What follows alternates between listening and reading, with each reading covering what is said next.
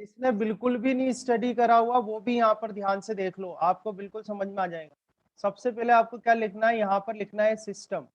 जो भी सिस्टम आपको दे रखा है उसको सिस्टम 1 कर देंगे, और जिसमें कन्वर्ट करना है आपको उसको लिख देते हैं अपन सिस्टम 2। ये लिख दिया अपन ने सिस्टम 2, ठीक है। अब जो सिस्टम 1 है उसमें उसका मेजरमेंट लिख देंगे N1 U1, ये सिस्टम 1 में मेजरमेंट हो गया। ये बराबर होता है सिस्टम 2 के मेजरमेंट के, उसको कर देंगे N2U2।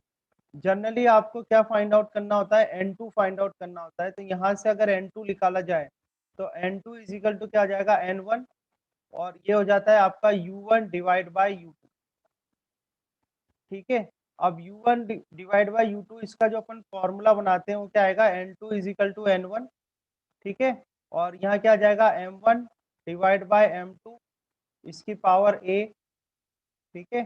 फिर यहाँ आ जाएगा आपका L1 डिवाइड बाई L2 इसकी पावर आ जाएगी आपके पास B, और फिर इधर आ जाएगा T1 अपॉन T2 और इसकी पावर आ जाएगी C।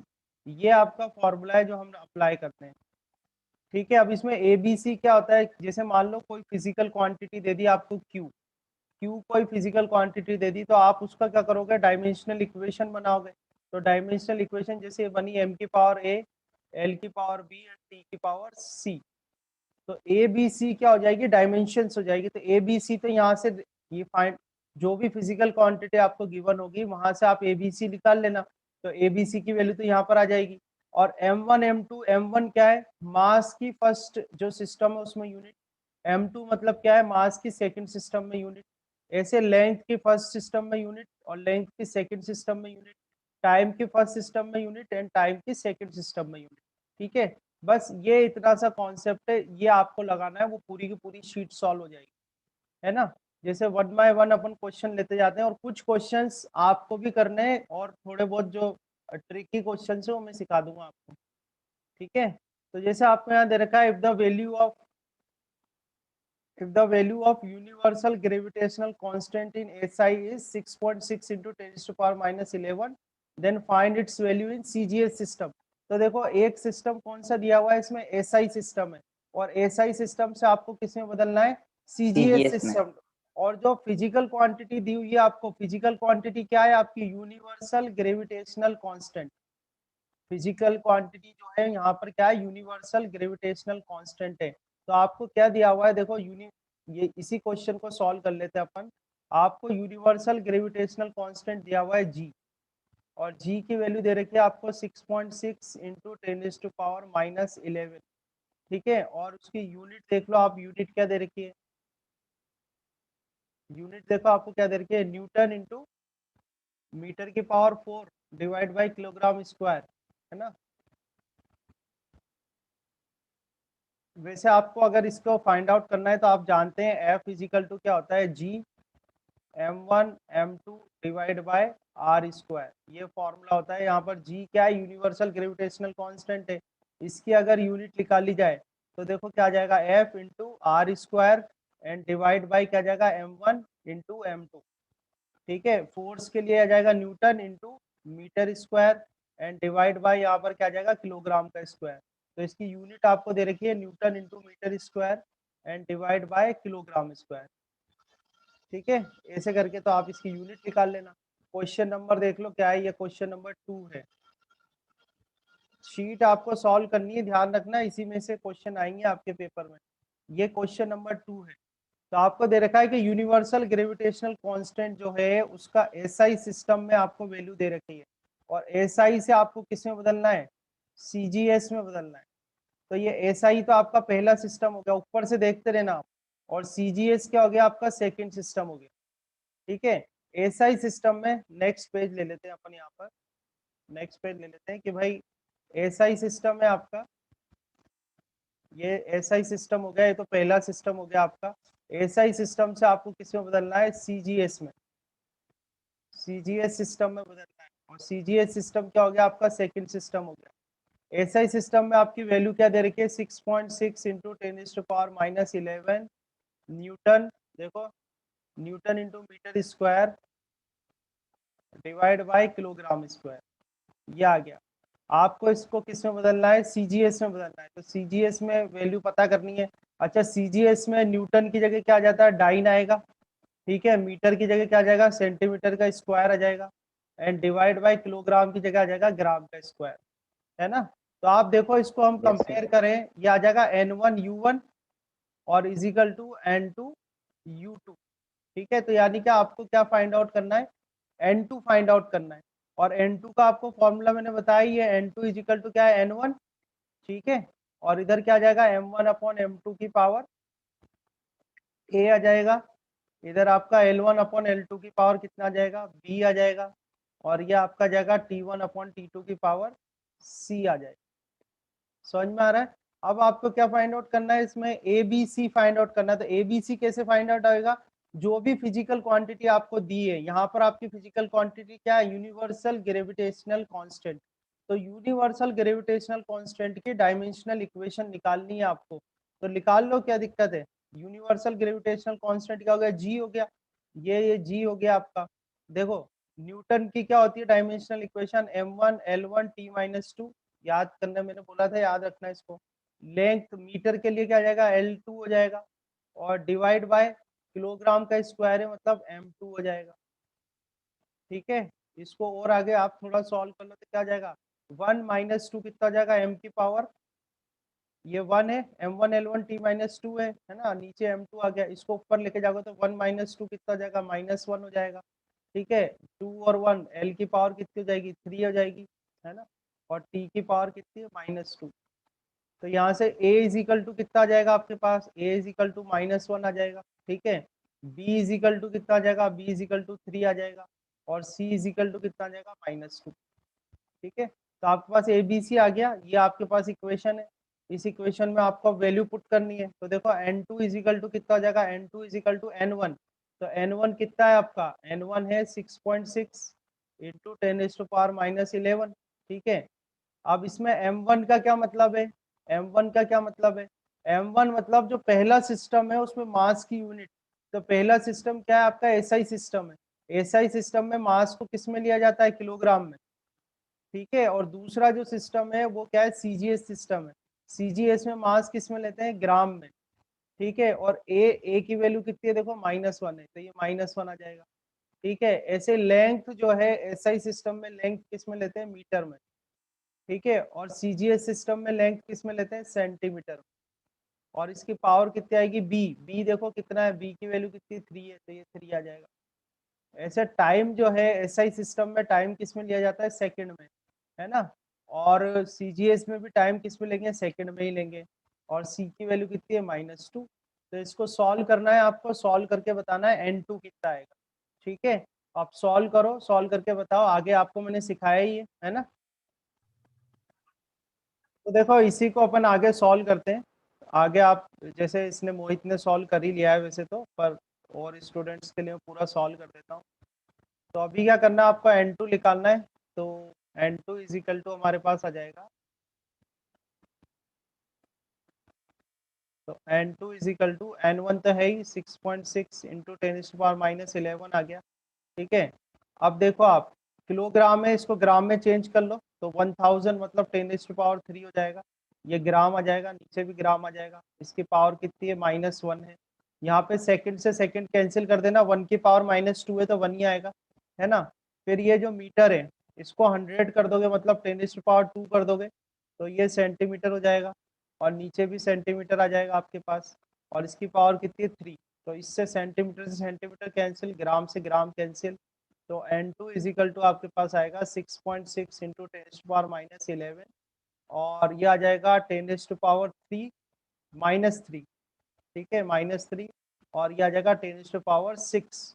तो इसको सॉल्व करोगे, 6.6 इंटू 10⁻11 -3 एंड +6, तो 11 और 3 कितना हो गया, 14, है ना। और 14 माइनस का 14 प्लस का 6 कितना आ जाएगा, 8 8। तो 6.6 -8 10⁻−8। तो ये हमारा आंसर हो गया। यहाँ पर आप लिख दो 6.6 इंटू 10⁻−8।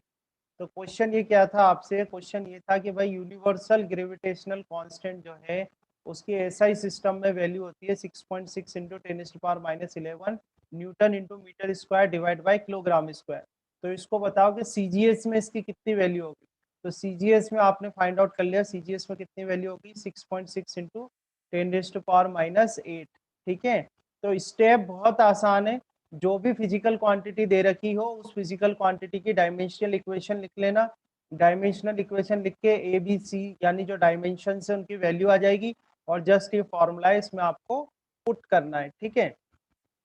और क्वेश्चंस देख लेते हैं, अच्छे से प्रैक्टिस हो जानी चाहिए आपकी, है ना। तो फर्स्ट तो बहुत आसान है, फर्स्ट आप कर लेना, सेकंड अपन ने कर ही लिया है, थर्ड आपसे हो जाएगा। थर्ड में जो फिजिकल क्वांटिटी है वो क्या दे रखी है, डेंसिटी दे रखी है, तो थर्ड वाला आपको करना है, ठीक है। थर्ड है, फोर्थ, फोर्थ भी हो जाए, फोर्थ फिफ्थ, ये सारे एक जैसे क्वेश्चन है, फोर्थ फिफ्थ सिक्स्थ, है ना, सारे एक जैसे क्वेश्चन है, ये सारे आप लोग ट्राई कर सकते हो।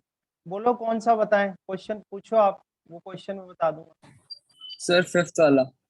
फिफ्थ वाला बताएं, ठीक है, फिफ्थ है ना बेटा, आप लोग पूछो क्वेश्चन, है ना, ऐसे तो बहुत सारे क्वेश्चन है, मैं वन बाय वन सारे सॉल्व करा दूंगा, है ना। कुछ क्वेश्चंस आप भी ट्राई करो, कुछ आप लोग पूछो, मैं बताते जाऊंगा।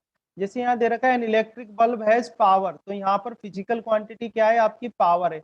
तो पहला काम तो ये करो, क्वेश्चन नंबर क्या है, फिफ्थ है ना। पहला काम, फर्स्ट वर्क हमारा क्या होगा इसके अंदर, फिफ्थ क्वेश्चन है ना। तो पावर जो है, पावर की आप क्या करो, डायमेंशनल इक्वेशन निकलो। तो देखो पावर क्या होता है, रेट ऑफ डूइंग वर्क, यानी कि W/T। पावर जो होता है rate of doing work, work की ऐसा यूनिट होती है जूल, और टाइम की होती है सेकंड। तो जूल अपॉन सेकंड, जिसको वाट भी बोलते हैं अपन, ठीक है। तो अब इसकी आप जब ऐसा यूनिट निकालोगे, देखो जो जूल होता है ना, जूल को अपन न्यूटन इंटू मीटर लिखते हैं। जूल जो होता है वो न्यूटन इंटू मीटर होता है। अब न्यूटन तो मैंने आपको बता ही दिया, न्यूटन तो आप सीधे याद कर लो।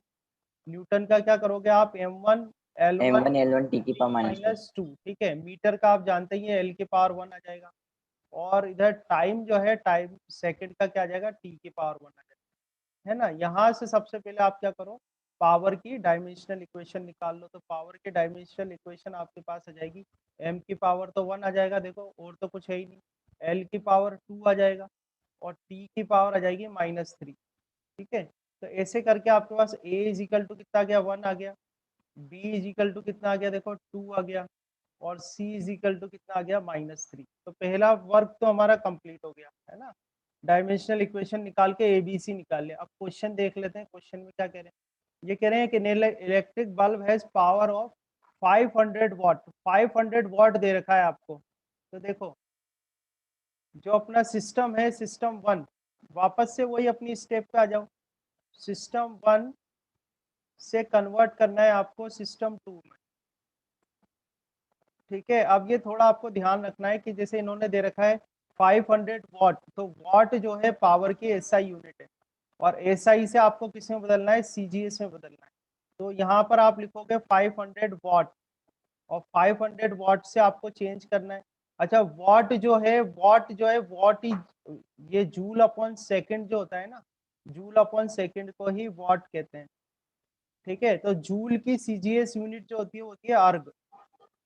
जूल जो है उसकी सीजीएस यूनिट, सीजीएस में जूल को आप, जो जूल जो है वो ऐसा यूनिट है किसकी, वर्क की, और वर्क की सीजीएस यूनिट जो होती है अर्ग। तो जूल को अपन क्या लिख सकते हैं यहाँ पर, सीजीएस में अर्ग, और सेकंड की तो सेकंड ही रहेगी।